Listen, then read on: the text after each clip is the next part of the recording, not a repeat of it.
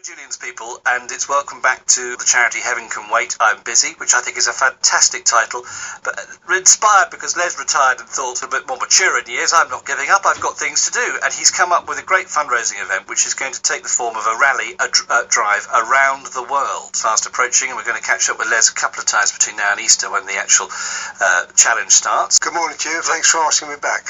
Lovely to see you, and this is a really, I may say so. Well, I really think it's not for the faint-hearted. No, it's not for the faint-hearted. Driving around the world through, the Czech Republic, Russia, and Canada, the United States challenge. Yeah, well, if you're going to do it well, Yeah.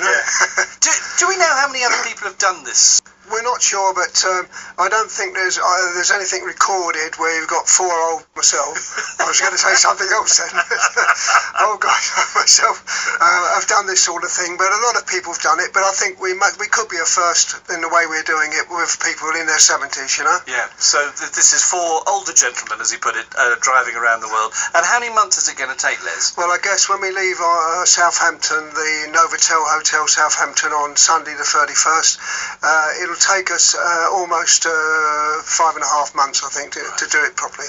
And you've got support crew, haven't you? Yeah, the original idea was we'd have 4 guys, just get in a vehicle and go. But since then, over the last 2 years, it's sort of expanded. More people wanted to get involved, and of course, we've had to reshuffle the pack.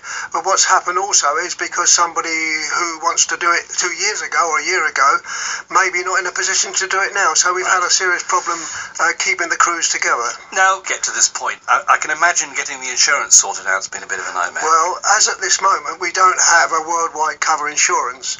And believe me, I've been a year trying to sort this out. Really? At the end of the day, what you do is, if that's plan A, is you get insurance cover for the normal cover throughout Europe, and then when you leave Europe, you go on to a third party.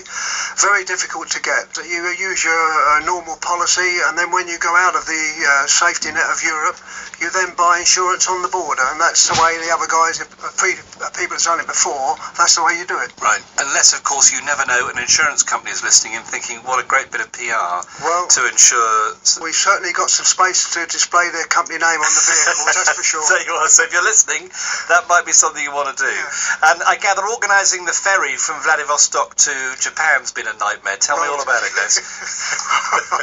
Well, I had a lovely head of brown hair when I started this thing.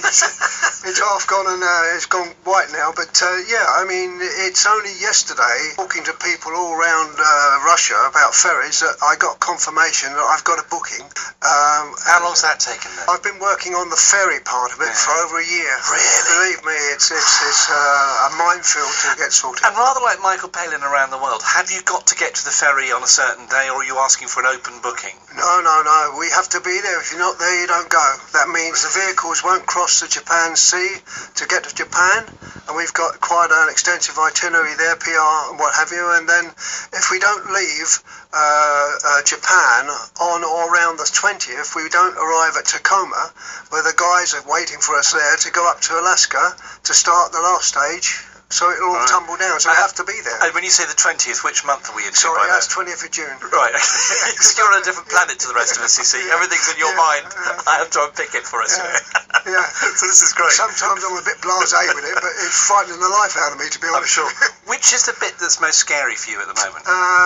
Well, scary, I think. It's not so much. It's part scary because it's something I've never done before. But it's getting the crews together. I can see myself in some parts having to drive, just one person in another car instead of having a crew of 4. Which is the plan? Where we've got the gap. Kazakhstan is the gap. If anyone's out there wants to join our crew, we've got some seats for you for Kazakhstan. Give me a call.